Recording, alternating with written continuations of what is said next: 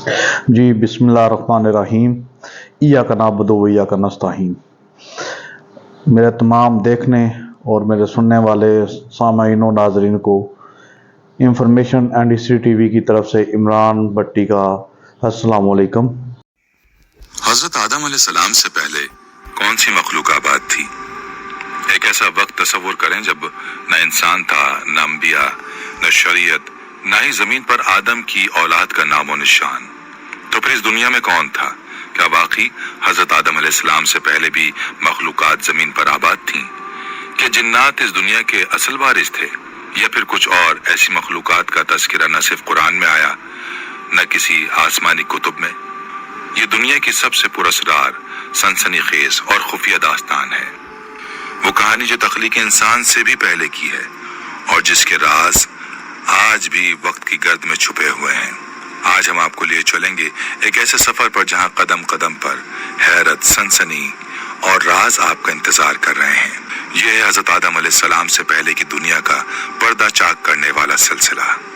बिस्मिल्लाहिर्रहमानिर्रहीम। अस्सलाम वालेकुम रहमतुल्लाहि व बरकातुहू। नाज़रीन, हज़रत आदम अलैहिस्सलाम और अम्मा हव्वा अलैहिस्सलाम की कहानी न सिर्फ इस्लामी तारीख का आगाज है, बल्कि इंसानियत की पैदाइश का वो बाब है जिसने दुनिया की कायनाती दास्तान को एक नया रुख दिया। यह किस्सा हमेशा से मुसलमानों के दिलों में मोहब्बत, अकीदत और हैरत का बाइस रहा है। लेकिन एक सवाल जो सदियों से ज़हनों में गूंज रहा है वो ये कि आखिर हज़रत आदम अलैहिस्सलाम और अम्मा हव्वा अलैहिस्सलाम के ज़मीन पर आने से पहले इस दुनिया में क्या था? क्या ये दुनिया पहले भी किसी मखलूक से आबाद थी? ज़मीन और आसमान की तख्लीक का मरहला कैसे मुकम्मल हुआ और हज़रत आदम अलैहिस्सलाम को कब, कैसे और कहाँ ज़मीन पर उतारा गया? आज की इस इंतहाई अहम और फिक्र अंगेज वीडियो में हम आपको इन तमाम सवालात के तफसीली और मुदल्लिल जवाबात देंगे। हम आपको बताएंगे कि हज़रत आदम अलैहिस्सलाम से पहले ज़मीन पर किन मखलूकात का कब्जा था, जिन्नात का क्या किरदार था और क्या हज़रत आदम अलैहिस्सलाम से पहले भी कोई पैगम्बर मबूस हुए थे। आप ये भी जानेंगे कि अल्लाह ताला ने हज़रत आदम अलैहिस्सलाम की तख्लीक मिट्टी से क्यों फरमाई, वो ख़ास मिट्टी कहाँ से ली गई, उसकी कैसी खुसूसियात थी और उस मिट्टी में ऐसी क्या बात थी जो हज़रत आदम अलैहिस्सलाम को अशरफुल मखलूकात का मकाम दिलवाने का सबब बनी। हम ये भी बयान करेंगे कि हज़रत आदम अलैहिस्सलाम ने अपनी ज़िंदगी का आगाज कहाँ और कैसे किया। जन्नत से ज़मीन पर तशरीफ़ लाते वक्त आपके साथ क्या कुछ था, आपने ज़मीन पर अपनी औलाद के लिए क्या पैगामात छोड़े और आपकी वफ़ात कब, कहाँ और किस हाल में हुई। अगर आप इन तमाम असरार से पर्दा उठता देखना चाहते हैं तो इस वीडियो को आखिर तक लाजमी देखिए। हमारे साथ इस तारीखी, रूहानी और सनसनीखेज सफर का हिस्सा बने जो आपको ले जाएगा इंसानियत की इब्तिदा के उन छुपे हुए राजों की जानिब जिन्हें जानकर ईमान ताज़ा हो जाता है। नाज़रीन, सबसे पहले ये समझना ज़रूरी है कि मुख्तलिफ आसमानी कुतुब, मुहक्किकीन और साइंसदानों ने हज़रत आदम अलैहिस्सलाम की तख्लीक से कबल ज़मीन पर मौजूद मखलूकात के हवाले से मुख्तलिफ आरा और नज़रियात पेश किए हैं। इनके मुताबिक हज़रत आदम अलैहिस्सलाम के ज़मीन पर भेजे जाने से पहले इब्लीस को जन्नत से निकालकर ज़मीन पर फेंक दिया गया था। जब अल्लाह ताला ने हज़रत आदम अलैहिस्सलाम को पैदा फरमाया तो उन्हें जन्नत में रखा गया और फरिश्तों को हुक्म हुआ कि वो हज़रत आदम अलैहिस्सलाम को सजदा करें, मगर इब्लीस जो कि जिन्नात में से था और आग से तख्लीक किया गया था, उसने तकब्बुर में आकर सजदा करने से इनकार कर दिया। इस नाफरमानी के नतीजे में इब्लीस को जन्नत से निकाल दिया गया और वो ज़मीन पर आकर जा गिरा।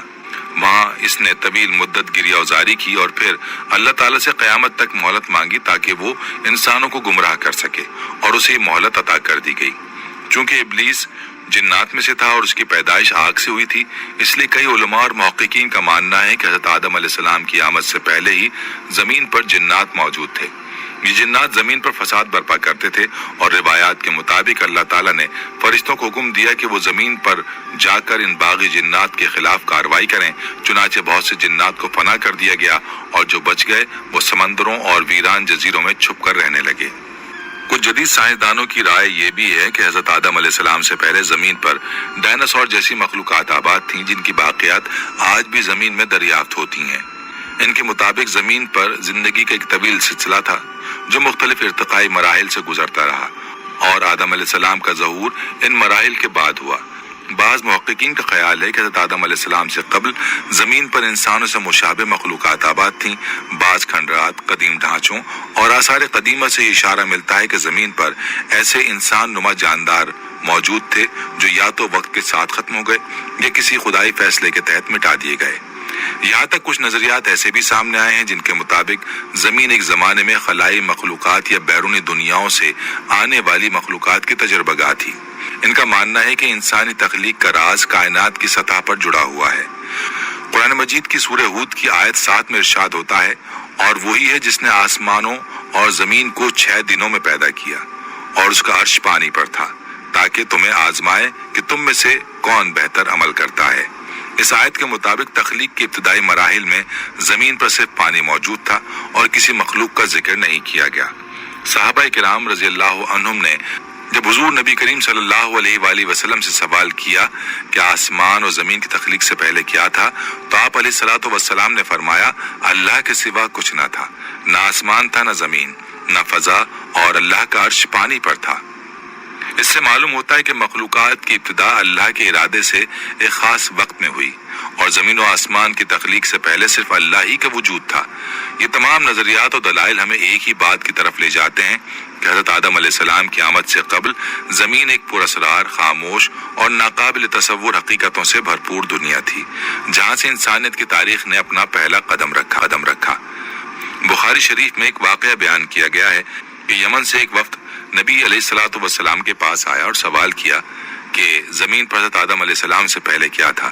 آپ صلی اللہ علیہ وآلہ وسلم نے فرمایا کچھ نہیں تھا، صرف اللہ تھا اور عرش پانی پر تھا، اور لوح محفوظ میں قلم سے سب کچھ لکھا جا چکا تھا۔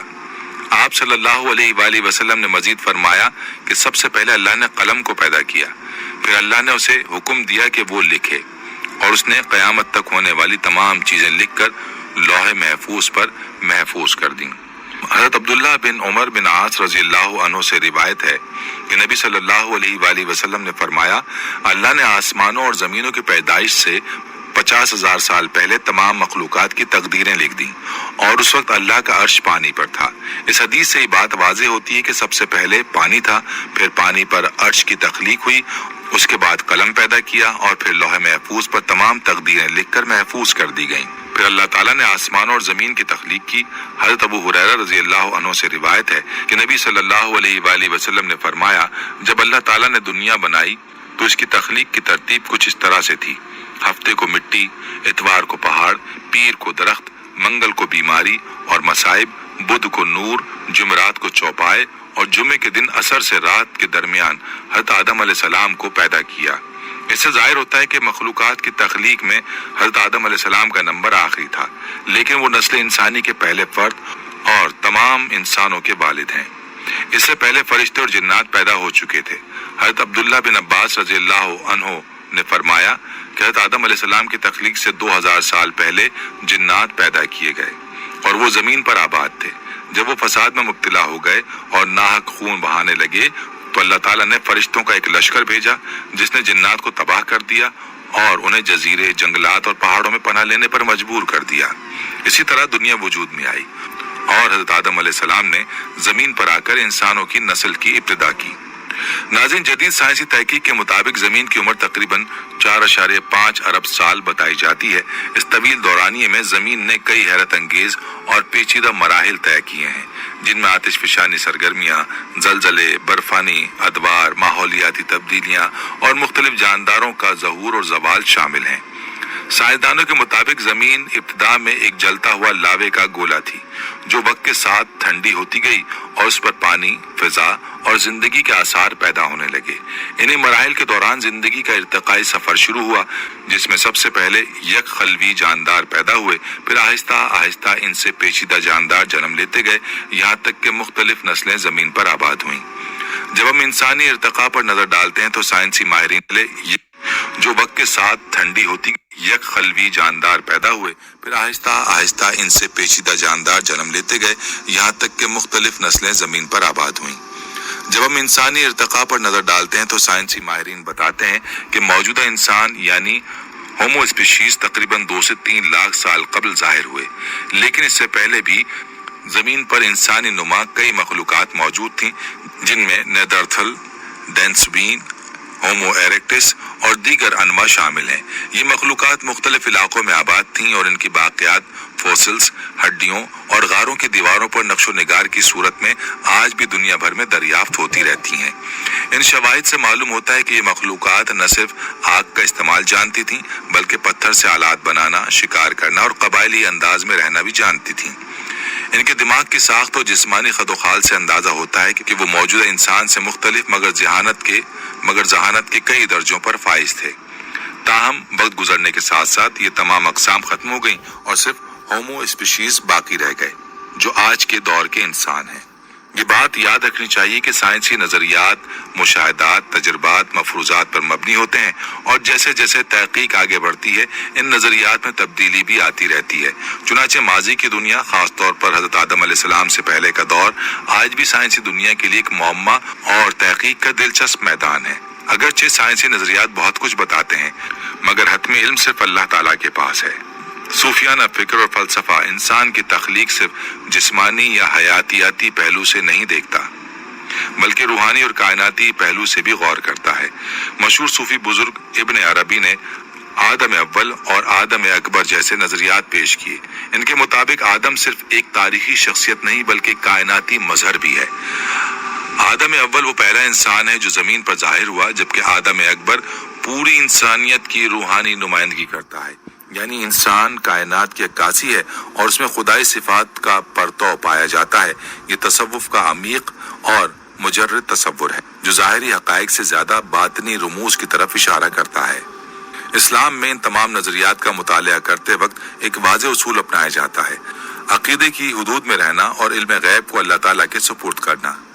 कुरान और सुन्नत हमें ये सिखाते हैं कि हज़रत आदम अलैहिस्सलाम पहले इंसान और पहले नबी थे और यही हमारा अक़ीदा है। जो बातें वाज़ेह नुसूस से साबित हैं उन पर यकीन रखना फ़र्ज है और जिन बातों का इल्म नहीं या जो गैर यकीनी या मफरूज़ी बुनियादों पर हैं उन पर यकीन करना ज़रूरी नहीं। इस्लाम साइंस का मुखालिफ नहीं मगर ईमान के दायरे में सिर्फ उसी बात को शामिल करता है जो कुरान और हदीस से साबित हो। नाज़रीन, आइए इस सवाल की तरफ कि हज़रत आदम अलैहिस्सलाम की तख्लीक मिट्टी से क्यों हुई और वो मिट्टी कहाँ से लाई गई। हज़रत आदम अलैहिस्सलाम की तख्लीक किसी वालिदैन के बगैर हुई। अल्लाह ताला ने इन्हें मिट्टी से पैदा किया। रिवायात है कि जब अल्लाह ताला ने हज़रत आदम अलैहिस्सलाम को पैदा करने का इरादा फरमाया तो हज़रत इज़राइल अलैहिस्सलाम को हुक्म दिया कि वो ज़मीन से मिट्टी लाएं। हज़रत इज़राइल अलैहिस्सलाम ने आसमान से उतरकर ज़मीन से मिट्टी की एक मुट्ठी उठाई और पूरी ज़मीन की ऊपरी परत उसमें शामिल हो गई जिसमें मुख्तलिफ रंगों और कैफियतों वाली मिट्टी थी, जैसे सफ़ेद, सियाह, सुर्ख, जर्द, नर्म, सख्त, तल्ख, शीरीं, नमकीन वगैरह। और फिर अल्लाह ताला के हुक्म से उस मिट्टी को मुख्तलिफ पानियों से गूंदने का अमल शुरू हुआ और उसके बाद वो मिट्टी कीचड़ की तरह हो गई। बाद अज़ा ये खुश्क होकर खनखनाती और बचती हुई मिट्टी बन गई जिससे हज़रत आदम अलैहिस्सलाम का पुतला बनाया गया और जन्नत के दरवाजे पर रख दिया गया। फरिश्ते इस मंजर को देखकर हैरान हो गए क्योंकि उन्होंने ऐसी शक्ल सूरत की मखलूक कभी नहीं देखी थी। फिर अल्लाह ताला ने उस पुतले में रूह डालने का हुक्म दिया। जैसे ही रूह हज़रत आदम अलैहिस्सलाम के नथनों में पहुंची, आपको छींक आई और जब रूह आपकी ज़बान तक पहुंची तो आपने अल्हम्दुलिल्लाह कहा।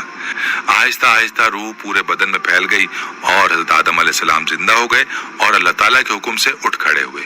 जब अल्लाह ताला ने हज़रत आदम अलैहिस्सलाम को मिट्टी से पैदा किया तो फरिश्तों को हुक्म दिया कि वो हज़रत आदम अलैहिस्सलाम को सजदा करें, लेकिन इब्लीस के दिल में गुरूर था। वो अपने आप को हज़रत आदम अलैहिस्सलाम से बेहतर समझता था क्योंकि वो आग से पैदा हुआ था और हज़रत आदम अलैहिस्सलाम मिट्टी से। उसने सजदा करने से इनकार कर दिया और कहा, मैं इस मिट्टी से पैदा होने वाले शख्स को क्यों सजदा करूं। इस इनकार के नतीजे में अल्लाह ताला ने इब्लीस को जन्नत से निकाल दिया और उसे मलून कर दिया। ये वो वक्त था जब खैर और शर की ताकतों के दरमियान जंग का आगाज हुआ और ये दुश्मनी क़यामत तक जारी रहनी थी।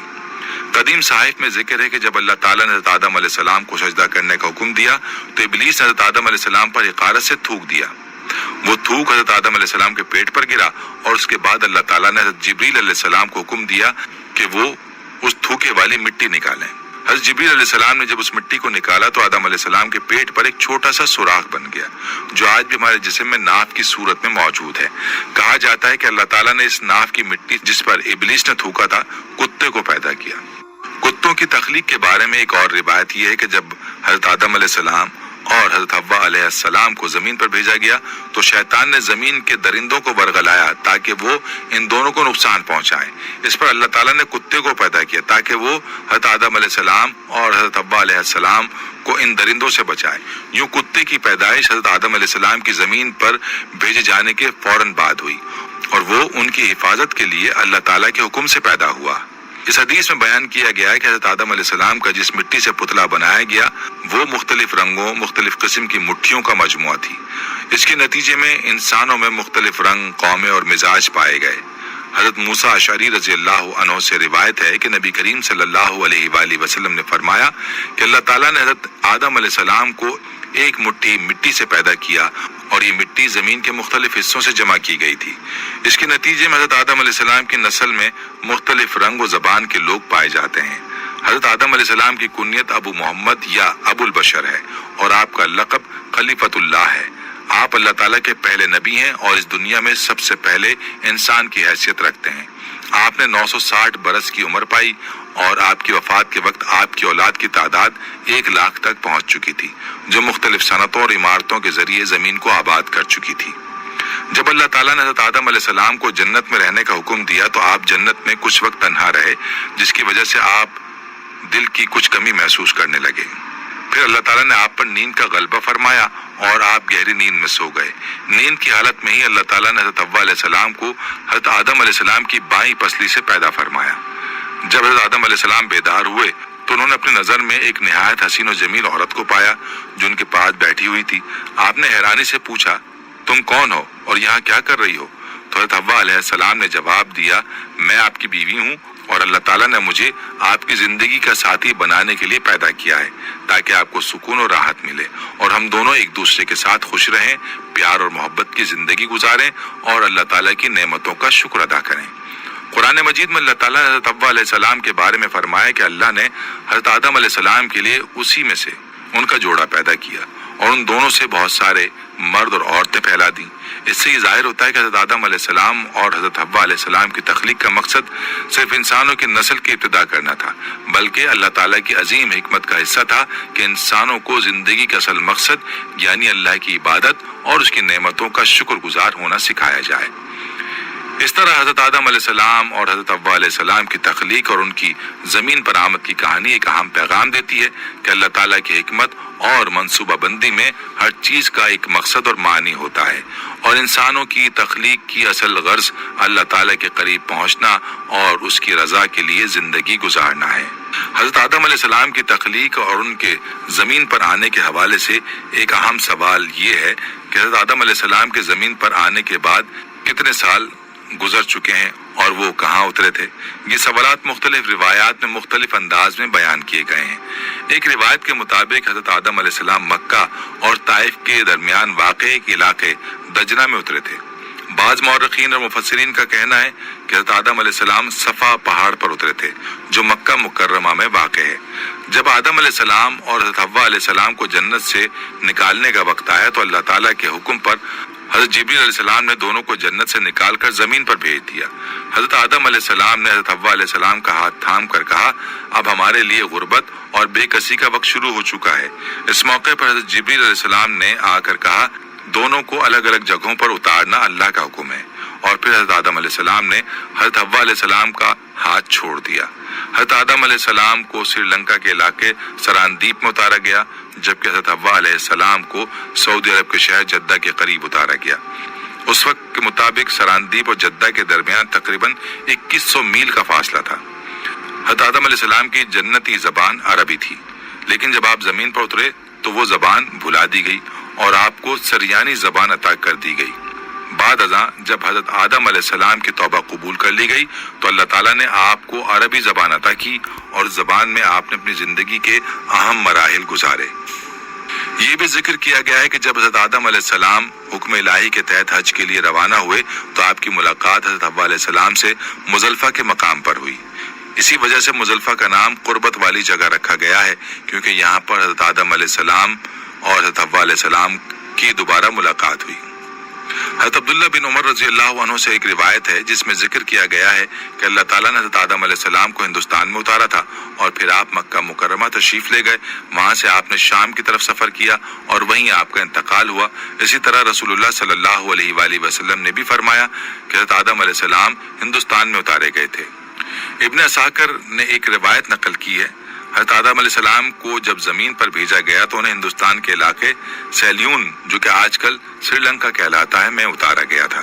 تاریخی طور پر سراندیپ، جو کہ آج کل سری لنکا کا حصہ ہے، حضرت آدم علیہ السلام کے قدموں کے نشان ملے ہیں اور اس پہاڑ کو کوہ آدم یا آدم کی چوٹی کہا جاتا ہے.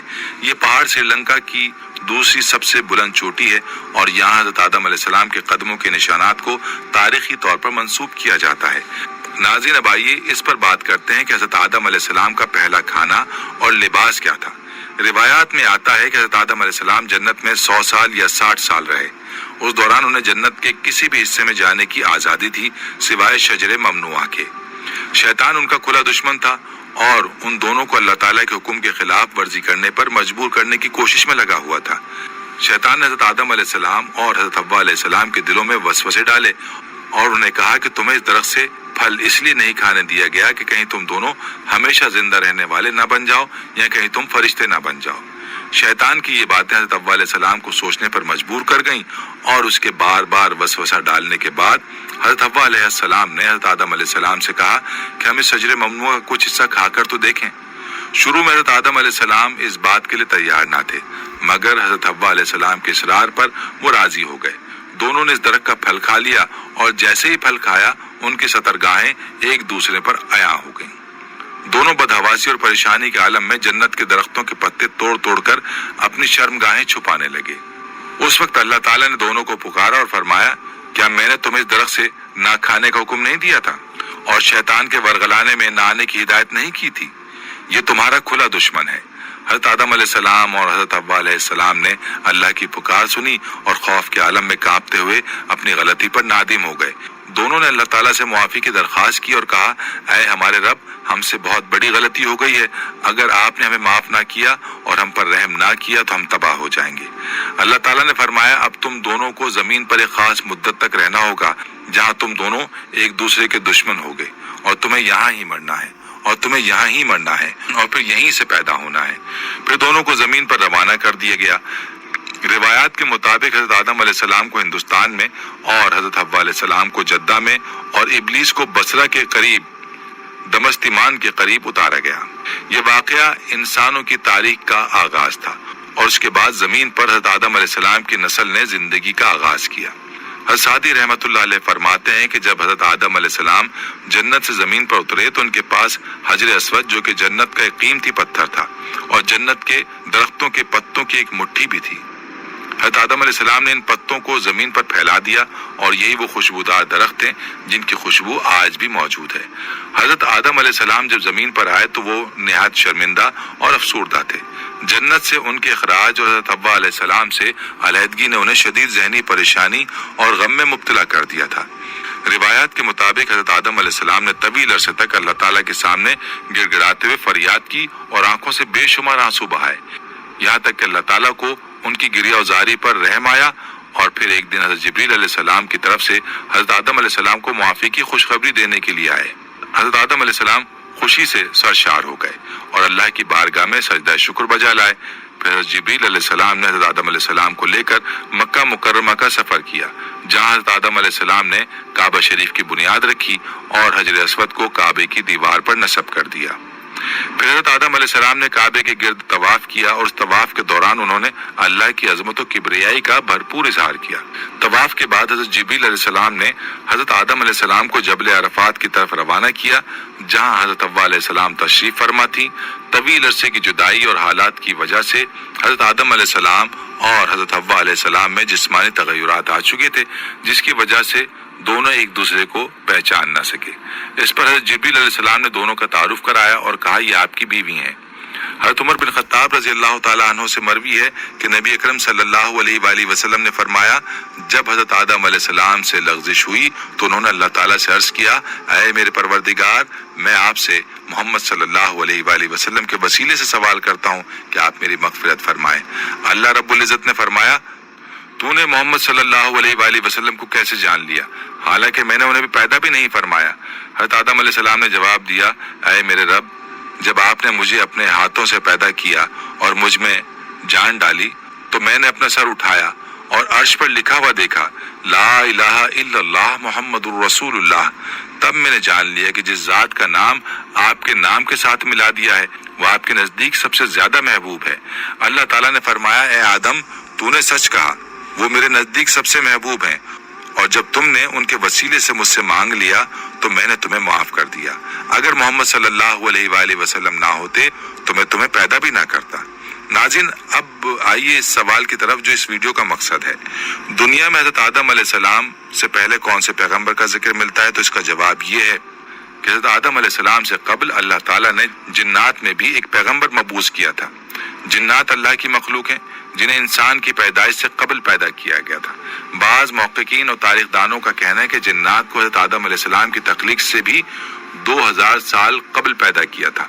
कुरान हकीम में इसका जिक्र इस तरह आया है कि और हमने इंसान को खनखनाते हुए गारे से पैदा किया और जिन्नात को इससे भी पहले धुएं की आग से पैदा किया। एक और जगह पर अल्लाह ताला फरमाता है, उसने इंसान को बजने वाली मिट्टी से पैदा किया और जिन्नात को आग के शोले से पैदा किया। इब्ने कसीर ने इन आयात की तफसीर में लिखा कि सलसाल से मुराद वो खुश्क मिट्टी है जिसमें आवाज हो, और फखार वो मिट्टी है जो आग में पकी हुई हो। मारज से मुराद पहला जिन है जिसे अबुल जिन कहा जाता है, जैसा कि हज़रत आदम अलैहिस्सलाम को अबू आदम कहा जाता है। यहाँ मारज से मुराद जिनों का बाप या जिन की जिन्स है, और नार से मुराद एक खास किस्म की आग है, न कि वो आग जो लकड़ियां या कोयले से पैदा होती है। मारिज के मानी है खास शोला जिसमें धुआं ना हो।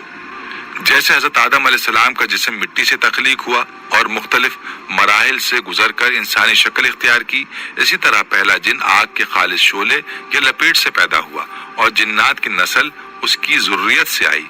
जिन्नात की हकीकत भी आतिश फितरत पर मबनी है, मगर इसका मतलब ये नहीं कि वो सिर्फ शोला ही हैं, बल्कि उनका वजूद भी एक मुकम्मल मखलूक है। जैसे हम इंसान सिर्फ मिट्टी का तौदा नहीं है, इसी तरह वो भी सिर्फ आग का शोला नहीं है। एक रिवायत में आता है कि जिन्नात को जुमेरात के दिन पैदा किया गया था। अल्लाह ताला ने इनको अपनी इबादत के लिए पैदा किया था, जिसकी तस्दीक कुरान मजीद के इस फरमान से होती है, और मैंने जिन्नात और इंसानों को सिर्फ इसलिए पैदा किया कि वो मेरी इबादत करें। इस आयत से वाज़ेह होता है कि इंसान और जिन्नात दोनों को इबादत के लिए तख्लीक किया गया।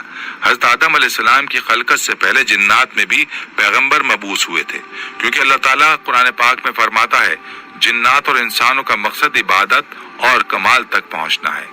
एक मरतबा एक शामी शख्स ने हज़रत अली रज़ियल्लाहु अन्हु से पूछा, क्या अल्लाह ने जिन्नात की जानिब किसी पैगंबर को भेजा है? हज़रत अली रज़ियल्लाहु अन्हु ने जवाब दिया, हाँ, एक पैगंबर जिसका नाम यूसुफ था, जिन्नात की हिदायत के लिए भेजा गया था, लेकिन जिन्नात ने उसे शहीद कर दिया। ये रिवायत भी इस बात का सबूत है कि जिन्नात के दरमियान भी उनकी नस्ल से पैगंबर होते थे और अल्लाह ने उनकी हिदायत के लिए भी अंबिया भेजे थे। लिहाजा जिन्नात भी इबादत और फराइज के हामिल हैं और इनके दरमियान पैगंबर मबूस हुए थे, लेकिन उसकी कैफियत हमारे लिए पूरी तरह वाज़ेह नहीं है। नाज़रीन, आखिर में हम यही कह सकते हैं कि हज़रत आदम अलैहिस्सलाम से पहले की दुनिया एक ऐसा राज है जिसके तमाम पहलू आज भी मुकम्मल तौर पर वाज़ेह नहीं। साइंस, फलसफा और रिवायात इस राज को समझने की कोशिश तो करते हैं, मगर इसकी मुकम्मल हकीकत सिर्फ अल्लाह ही जानता है। इंसान के लिए असल मकसद ये नहीं कि वो उन अनदेखे राजों में उलझकर अपनी हिदायत भुला दे, बल्कि हकीकी कामयाबी इस बात में है कि वो अपनी तख्लीक को समझे, अपने खालिक को पहचाने और इस दुनिया में अपने मकसद वजूद और अंजाम की तैयारी करे। यही पैगाम हज़रत आदम अलैहिस्सलाम के किस्से में पोशीदा है कि इंसान ज़मीन पर अल्लाह का खलीफा है और उसे अपने अफ़ाल, ईमान और नीयतों के मुताबिक आखिरत की तरफ लौटना है। नाज़रीन, हज़रत आदम अलैहिस्सलाम से पहले की दुनिया एक ऐसा सरबस्ता राज है जिस पर वक्त के साथ साथ साइंसी तहकीक, फलसफियाना गौर व फिक्र और मजहबी तफासीर ने कई नज़रियात कायम किए, मगर इन तमाम नज़रियात की एक हद है। कुछ हक़ाइक़ हमें आसार क़दीमा से मिलते हैं, कुछ सूफियाना ताबीरात में पोशीदा हैं और कुछ साइंस की पेचीदा गुत्थियों में उलझे हुए हैं। मगर ईमान की दुनिया हमें याद दिलाती है कि हर वो चीज़ जो हमारे फहम से बाहर है उसका इल्म सिर्फ अल्लाह के पास है। इस्लाम हमें ये सिखाता है कि हम उन बातों पर गौर व फिक्र तो कर सकते हैं لیکن اپنا عقیدہ صرف اس بات پر رکھیں جو قرآن و سنت سے واضح طور پر ثابت ہو۔ حضرت آدم علیہ السلام انسانیت کے پہلے نبی تھے اور ان کا زمین پر آنا دراصل انسان کے لیے ایک نئی شروعات تھی، ایک ایسا سفر جو روحانیت، عقل اور امتحان سے لبریز ہے۔ لہٰذا اس بحث کا سب سے بڑا سبق یہ ہے کہ ہم اپنی تخلیق کے مقصد کو سمجھیں، اللہ کی معرفت حاصل کریں اور اپنی زندگی کو اس مقصد کے مطابق ڈھالیں جو حضرت آدم علیہ السلام کے ذریعے ہمیں سکھایا گیا، یعنی خلافت عرضی، اطاعت الہی اور حق و باطل کے درمیان شعور کی جنگ۔ یہاں سے اصل ہدایت کی راہ نکلتی ہے اور یہی وہ چراغ ہے جو ہمیں ماضی کی تاریکی، حال کے دھوکے اور مستقبل کے فتنوں میں روشنی عطا کرتا ہے۔